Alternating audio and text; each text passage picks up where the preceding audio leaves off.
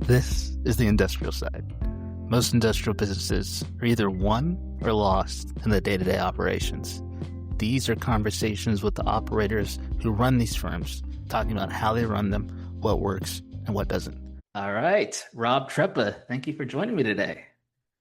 Brian, you're welcome. Great to see you. Yeah, always good catching up with you. Today, I think you're going to give us a really good episode because I hear a lot of people asking me, what the hell is a manufacturer's rep? So I'm now putting it on you to be the one to dispel all the rumors. Is it a channel partner? Is it technical sales? Is it a rep agency? Who knows? You tell us. What is it that you do? I have no idea. If you talk to most of my family and friends, they have those exact same questions. What is a good rep?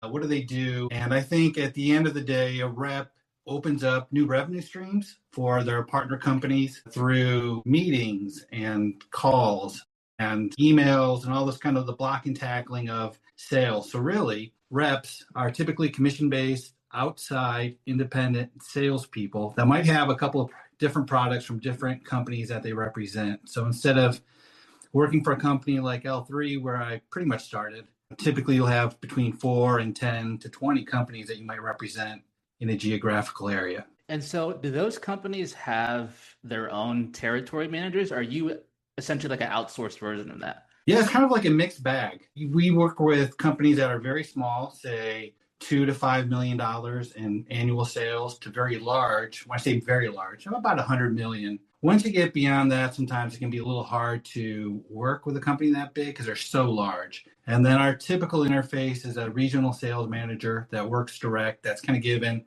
a piece of the country. And then you'll have application engineers, you'll work with engineering, with ownership or management and finance. So you'll do a lot of different tasks. Today I might be doing marketing research or proposal work, but we get paid only on commission. So our kind of revenue stream is based on what is booked for that company. Got it.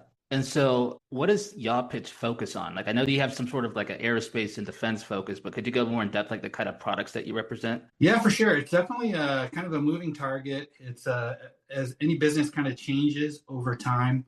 Based off of a lot of my work has been focusing on range customers. So MRTFBs, or basically test range facilities across the US where you might test a plane or launch a rocket, is probably the core of my business. An ancillary business is what I call a mission-related business. So if you're going to put a payload on a UAV, for example, that would be kind of a separate line of business. You kind of develop this expertise and, okay, well, how do I get to Vandenberg Space Force Base and work with those end customers? How do we open up business down at Crane in Southern Indiana for Navy customers? And because they're so hard to get to, and they're all a little different, doing business at NASA Armstrong in California is way different than NASA Glenn in Cleveland, Ohio. That's, I think, where you can start seeing that could be very valuable to a company that's trying to get their goods and services sold to those areas. Got it. No, that's interesting because like right now, I think a lot of people are saying that I'm seeing this in my business where email response rates are going down because a lot of the carriers, Google, Outlook, Yahoo, they're seeing any kind of pitched like conversation, putting that in spam. Same thing with calls. You used to be able to just kind of call someone up. Now, in addition to gatekeepers, even if you get a cell phone, they're kind of getting screened as well. So it's like, I guess we need to go back to knocking on doors. Like that seems to be the way to do it now. It's so funny. It's like over the years. So this will be 20 years as an independent rep for me. Before that, I was kind of a regional sales manager for a couple of different places. And at the end of the day, there is no secret ingredient to secret ingredient soup. It is just knocking on doors. And there are trips where it's like, I'm not sure anybody's going to be there, or they're going to answer the door, or pick up, or let me on base. But it's always good to put yourself out there. And when you're face to face with people, even in today's world, good things happen. So you have ideas, you have opportunities. And for some reason, emails and even phone, even text sometimes just aren't getting the response rates that we're used to. Luckily, email blast, you're lucky to get 10 to 20% kind of an open rate. I would say you're right. That's gone way down, more like 5%. So you still have to do it. It's kind of a good reminder, but you can't bank on those types of communications. And I would imagine in your industry, I mean, I guess I don't know if it's purchasing officers or who specifically would be doing the procurement, but I would believe that would be even more challenging to just call someone at their desk and be like, "Hey, you got 5 minutes?" I mean, like, who is the customer that you're usually trying to get in front of at a base or thing of that nature? Yeah, sure. You're always looking for kind of the responsible engineer. And Mhm. then when you've been around for a while, you have to figure out how that specific engineer interacts with the rest of their team. Are they the decision maker? Do they have somebody else technically that has to sign off? Do they have a program management support to, commit to the order or to the deal? Do you have their contracts person on board? Do you have a lot of what we do is government work. So do you have the security person on board without it? You start to reduce all of those kind of pushbacks and increase your win percentage over time. But it kind of starts and ends with the relationship with the responsible engineer. So how do you get a meeting with an engineer? Like, do you have to have some sort of clearance, or like how does the like walk me through the process of like something that you've done recently? Yeah, sure. So every rep has their own approach that works for them. Personally, I've been around long enough where I can pretty much go to any base and say, "Hey, Brian, it's been a while. How are you? Can you make a couple of minutes?" Generally, I can get in, and then they'll tell me, "Hey, this is what's going on. You need to go talk to this person and this person," because over 20, 30 years, you build up these very valuable relationships. And that's really that's the good stuff to a rep is personal relationships. Hey, how are you doing? How are your kids doing? What's new? And yes, it's important to try to leverage your line cards products to sell. However, you have to protect that Yeah. relationship. It's almost like sacred. Yeah. No, that makes a lot of sense. I mean, it's like your only job is kind of like to have the relationship. It's less about probably volume, and it's probably more about being deep and embedded within a certain territory and certain key target like customers and accounts within the territory, sounds like. Yeah, I think so. There's a tendency with companies as they grow to kind of become an ivory tower and they start to be inwardly focused. Having a rep that's kind of adjacent to your company gives you an outside perspective. Now, the people in that tower are ultimately still in charge of their products at the end of the day. So really, they're in charge of that relationship, and they should be. They're kind of the first line of customers. You represent and sell to your end customers, but having that perspective of somebody outside saying, "Hey, you make your decision, but keep these factors in mind," I think provides some value for them. And so like how deep do you need to understand the product? Like I understand that like this is like call it technical sales. So like you probably have to have a better idea of what's sort of in scope and like kind of what specifications are needed for a certain thing, whether it's sort of like an RF system or some avionics equipment. But like, do you need to be able to speak in detail about how it'll work for the use case of the customer, or like what level do you need to be at to be effective? I think you need to be authentic and honest. So that doesn't mean you have to be a world-class expert on everything, right? Like I can talk encryption, but you could definitely get me in trouble with some of the finer details or RF communication. That's kind of a black magic in itself, right? Like what that really means. Yeah. I think that being confident enough to be a good listener, I think if you're a good rep, you're a good listener. And if you talk too much as a rep, that's where you get yourself into trouble. So if you could just kind of focus on that relationship and then insert a technology, mobile command and control stations, for example, trucks with ground stations on board, and or rugged recording. Well, what are you plugging into the recorder? Where do you want the output of the recorder to be?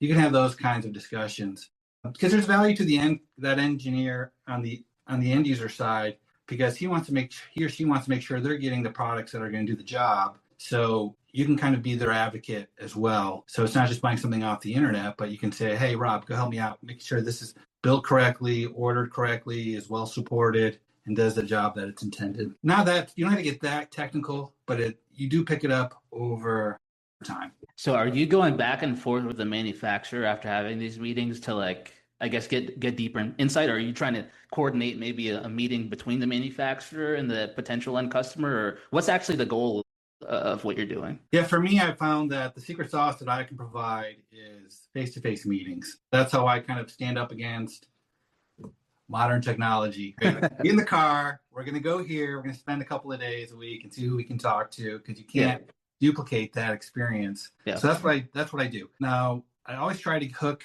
a line to go with me.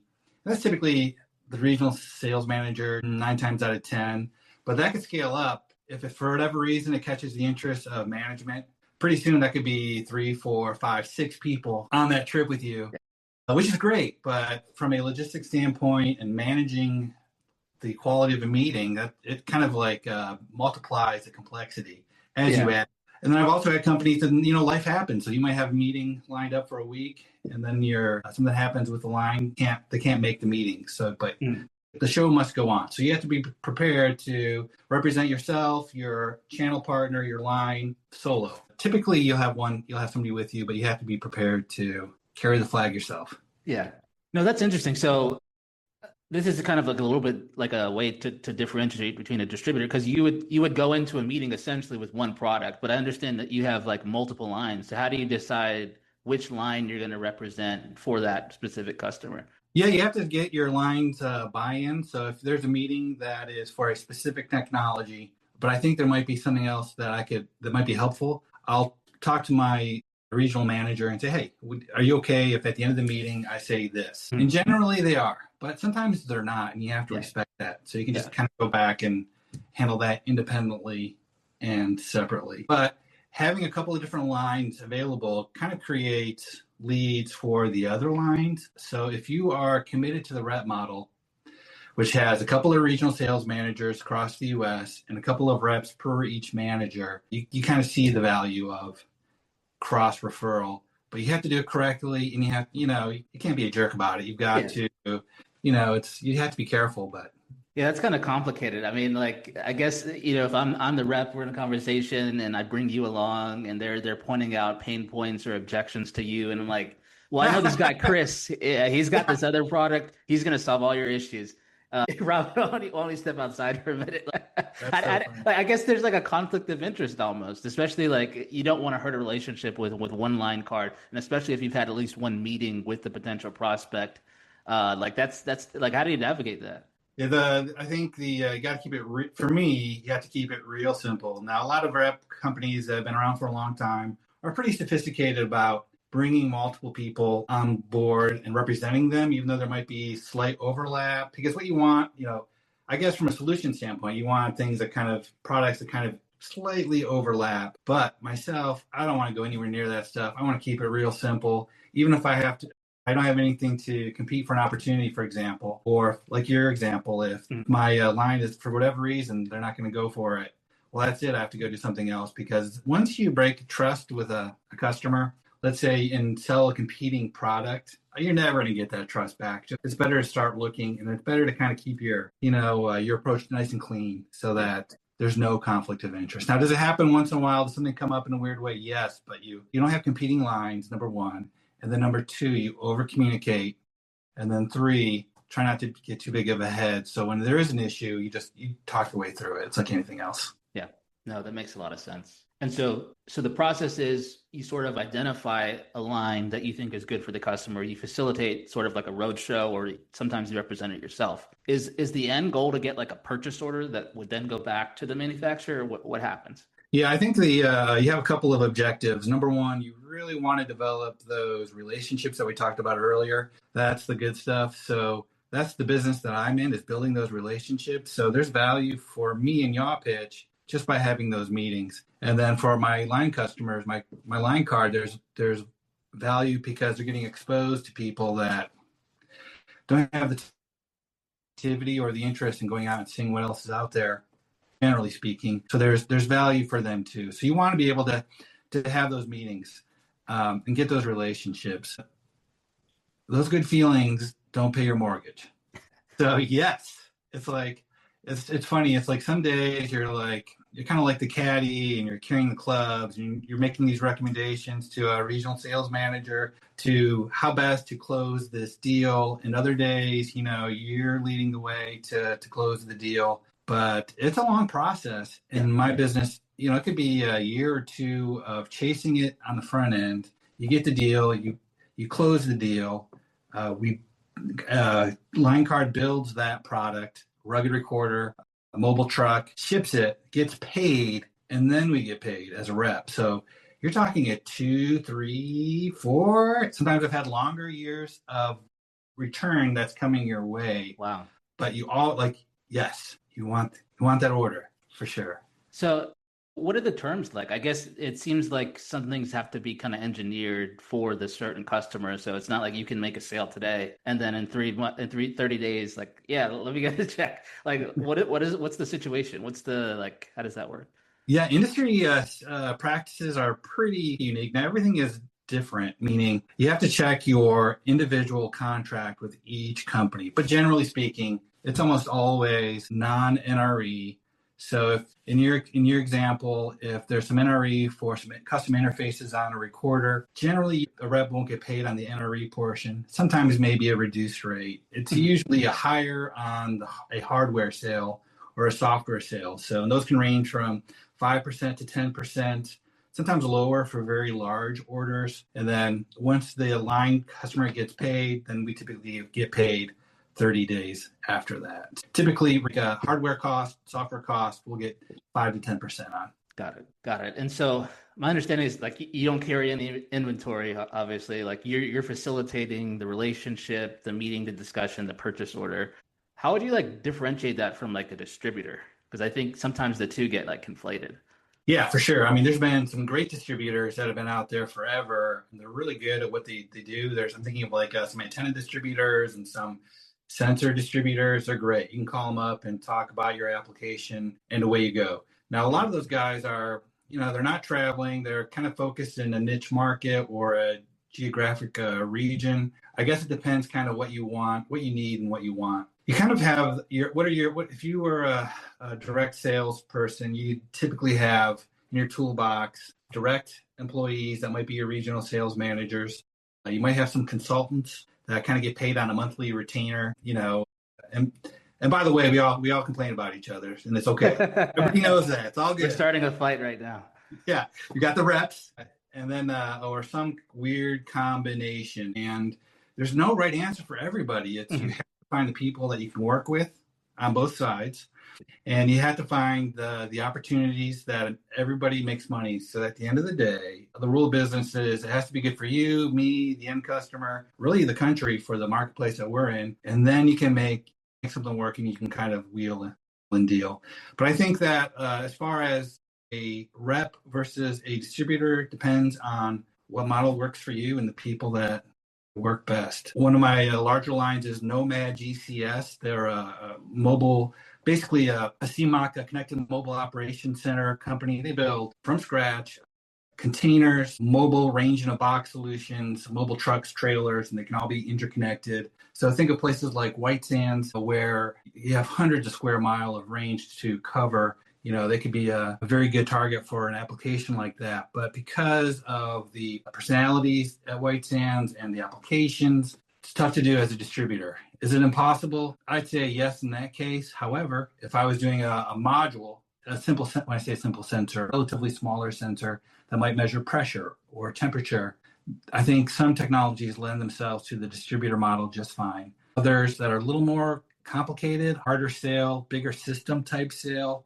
I think kind of lends itself more towards a rep, but oftentimes many people have a combination and it works for them. Got it. So if I could maybe try to put it in my words, it sounds like with a distributor, if you're selling rivets and screws, you don't really need that many intellectual conversations. Like, does it fit what I want or not? But like when you're coming to something that's engineered or like a precision machine part, that's usually best, in the best case scenario, it'd be a conversation with the manufacturer directly, but they want their reach. So they need to have some sort of hybrid model. And so you are kind of like the expert on the ground in your territory to kind of have those conversations and facilitate it to the point where when you bring them in, it's closer to a sale than not. Would that be fair? Yeah, I think that's totally fair. And I definitely have had experiences with that where some of my lines might be a smaller sensor manufacturer with a distribution kind of model. However, if there's kind of like a new project or a new engineer, then they're like, oh, okay, great. We'll give you credit on that, but generally not what's shared with the distributor. Got it. Now that makes a lot of sense. That's pretty helpful. So I guess I was going to kind of go into like, what's sort of like the challenge of this? I mean, you already mentioned one. You could be working something for 5 years before you make any money.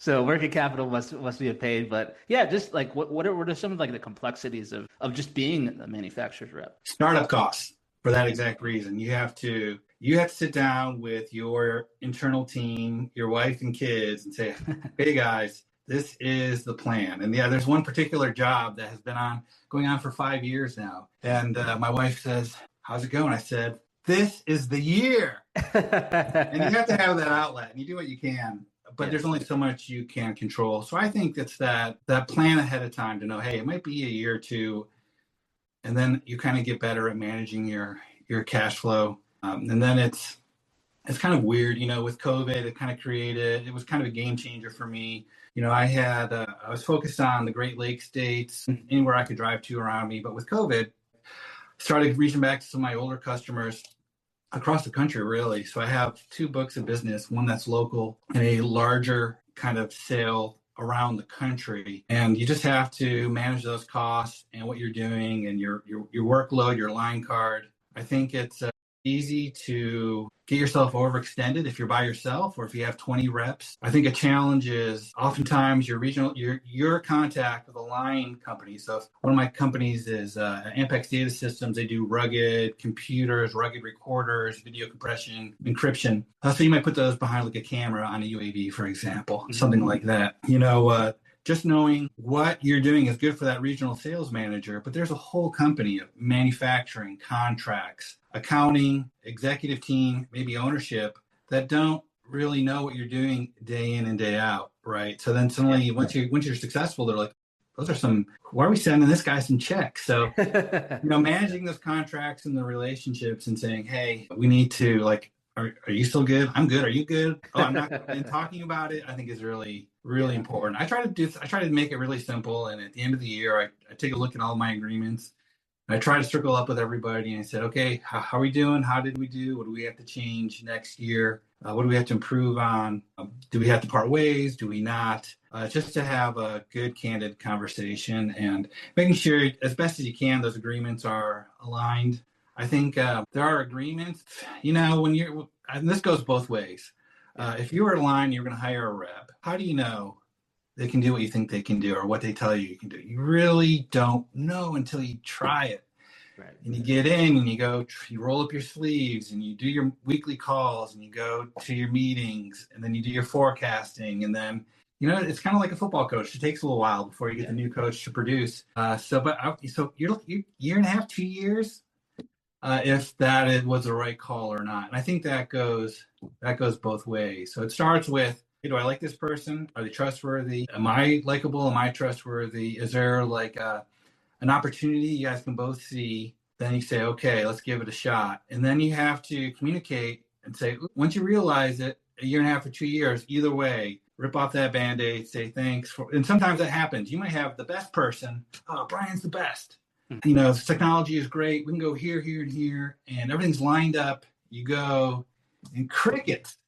You're like, how did that happen? It doesn't happen a lot, but it does happen. And you're like, and insanity is the definition of insanity is doing the same thing over and over again, expecting different results. So it's weird. Sometimes it's like, doesn't work. How do those agreements originate? Like, is it the route that goes to the manufacturer and like, hey, I'm here in Michigan, I have great relationships, or is it sort of like the reverse where you get recruited into being part of their rep?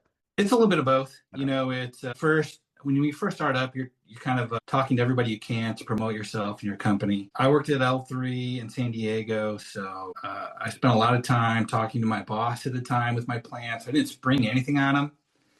Then I had a business partner at the time that helped with that kind of transition. We were ready to kind of go independent, but we probably slow rolled that by about 6 months to a year just to make sure that first kind of anchor customer contract was kind of lined up. Yeah. And then once you get that first one, man, everything else falls into place. You can start saying, you can just communicate. Yeah, we've got this contract with so-and-so. And I think as long as there are people, there will always be a opportunity for people that can drive incremental revenue or new revenue. Like everybody likes the revenue that they have, but that everybody wants new revenue, right? So it's like, and once you can start providing that value, then the contracts come. It's almost always through the the company that's hiring you has their own contract. The smallest contract I think I've ever signed was maybe 2 or 3 pages, and the longest was like 40 pages. Wow. I think honestly, you could probably put everything together on a page and be good. And the simpler, the better defined, the better. And but I think it's all worth it. So I think just being patient and humble a little bit. It's easy to get morally outraged these days. I'm certainly no exception. When you're working something for a long time, it's like that's why it's great to have an awesome partner or wife, and she's like, "You sound totally crazy right now." Okay, that's my self-check. Like, okay, yeah. No, that's interesting. So, like, I mean, this seems, I mean, to some degree, it's like if I'm a manufacturer, I have to take a chance on a rep. Obviously, the situation like yours, where you've worked for a firm like on the inside before, they can really probably trust you. Probably have relationships. You probably have technical expertise. But is there like an interview, or like how does it work? Like, if I'm trying to find a rep, do I just, oh, you've got 10,000 followers on LinkedIn, and they're all our ICP customers, so you probably have relationships. Yeah, you know what? Like, I think every rep firm is a little different. So I can only speak for my own. Yeah. And that is, I'm never, talk to my daughter. She'll tell you, there's no way I can out Facebook anybody, LinkedIn, or anything. I'm barely functional when it comes to that stuff. So I stay in my lane of getting out there face to face, because I know that's a huge differentiator. Like, more and more people, they're really uncomfortable with that. So, I think that's where I'll focus. But there's a certain amount of credibility when you can. I guess it's like anything. It's like if you've done it for a while, the results speak for themselves. So when you first get started, how can you increase your credibility? Can you get a high profile line or an emerging technology? In our space, in the range of business, there's a lot of mobility applications as people try to cover new areas for like hypersonics or rockets or planes. So that gives credibility. People are like, oh, you're already working with Nomad. That's great. I think as you look at other technologies, like phased array antennas will be coming up. Phased array antenna allows you to track multiple targets at the same time. So it's just a newer, evolving technology, which is awesome. And then what used to be racks and racks and racks of equipment has shrunk to maybe a couple of racks, generally speaking. So as technology kind of modernizes and changes, the form factor changes, but the need and the opportunity remain the same. Got it. And do your agreements with these manufacturers preclude you for selling things like sales data? Because I would imagine I would be like, well, you're representing these other lines. What did you sell it for? Yeah, seriously. I think there's like some do, and some. Okay. That's a great question. Like, there's an opportunity there. No, I think it's like treat your line the way you would want to be treated. Yeah. You know what I mean? So it's like, does it pass the sniff test? If I went home to my wife and said, "Hey, Brian gave me a list of targets. I think I could sell that list to these other guys over here." I think people. It's such a small business. You're talking hundreds to thousands, not millions. Word gets around, and there are people like that. And hey, that's their process, but it's not mine. I think it's you want to protect. It's almost like they're kind of like family, and these regional sales managers are like your brothers and sisters. And It's like, even though you're not going to be working with them forever, you want to start on the right foot. And there's a process to ending on the right foot too, and wishing them well, because you never know when you want them to be successful regardless, but you never know when another opportunity with them might come back around. And if you're horking their sales data, you're probably out. Yeah. It's a good question. Trust. Everything's on trust. So it is on trust for sure. All right. Well, I'll get you out of here with a few more questions. All right. So since this is an in-depth look at manufacturers reps, the first one is like, what's one myth about reps that you'd like to dispel right now? Could be anything. Oh, man, that's a great question. I think for me, it's that reps are order takers. Not that I've never just taken an order, but generally speaking, that's a myth, because what goes into it's a perspective, like there's a perspective from the rep that, especially for these longer term sales, you could have multiple trips all over the country. So average cost is $2,500 to $3,000 per trip. You're basically traveling every week. So generally, last couple of years, my run rate for travel's been $90,000, $95,000 year in and year out.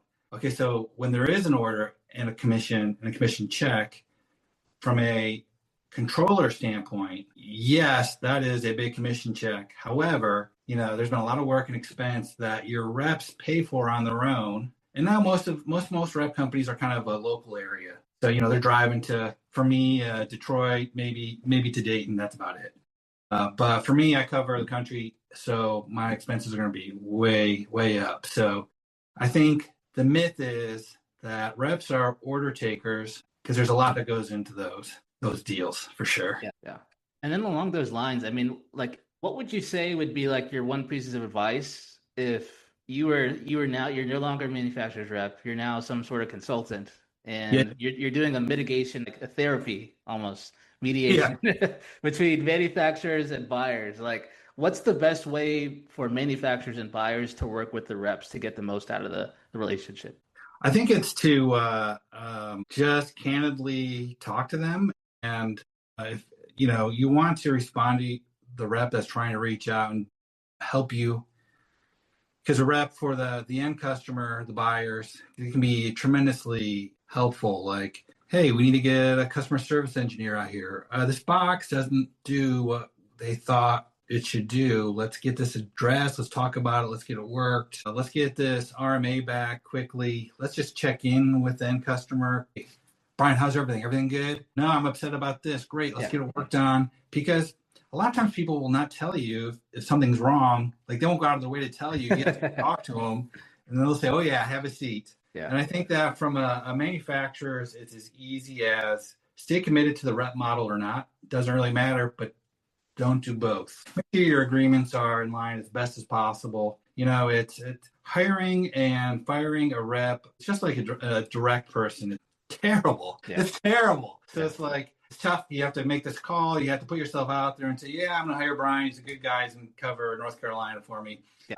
But then when I have to let you go, it's like, oh, Brian, sorry, dude, you're out. Yeah. So I get it. But being committed and following through, honoring your contract, and just communicating, like, things don't happen in a day. So being able to have quarterly checkups with your rep from a management standpoint and say, Brian, I am not happy because of insert. Yeah. Brian, this is great. Keep it up. It helps, because once, it's kind of like that book, The Tipping Point. Once things reach a point where it's hard to come back from that tipping point. Like, so if they decide that you're not working for them, it's kind of over. And that goes both ways. Or if you're not going to pay your rep on time, since you're asking for free advice, I have free advice, and that is communicate on a monthly basis what commissions are headed to the rep. It doesn't have to be a fancy report. It could be an email, but a regular 4 to 6 weeks window is so valuable. It's going to make everybody's marriage so much better when you can go to your wife and say, hey, here's our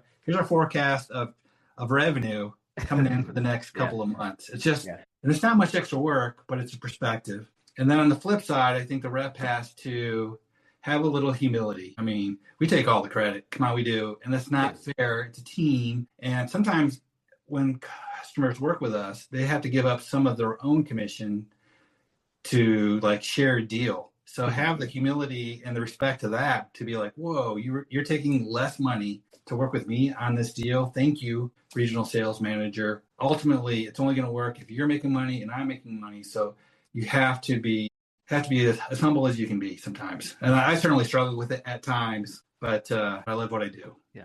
I mean, you seem like a really arrogant guy to me, so you've got some room for accomplished. All right. Well, I really appreciate it, Rob, letting on that. If people want to contact you, what would be the best method to do that? Yeah, you go to my website, YawPitch.com, YawPitch.com, or you could email me at rob@YawPitch. Thanks for your time, Brian. It was great talking to you. Good to see you. Great talking to you too.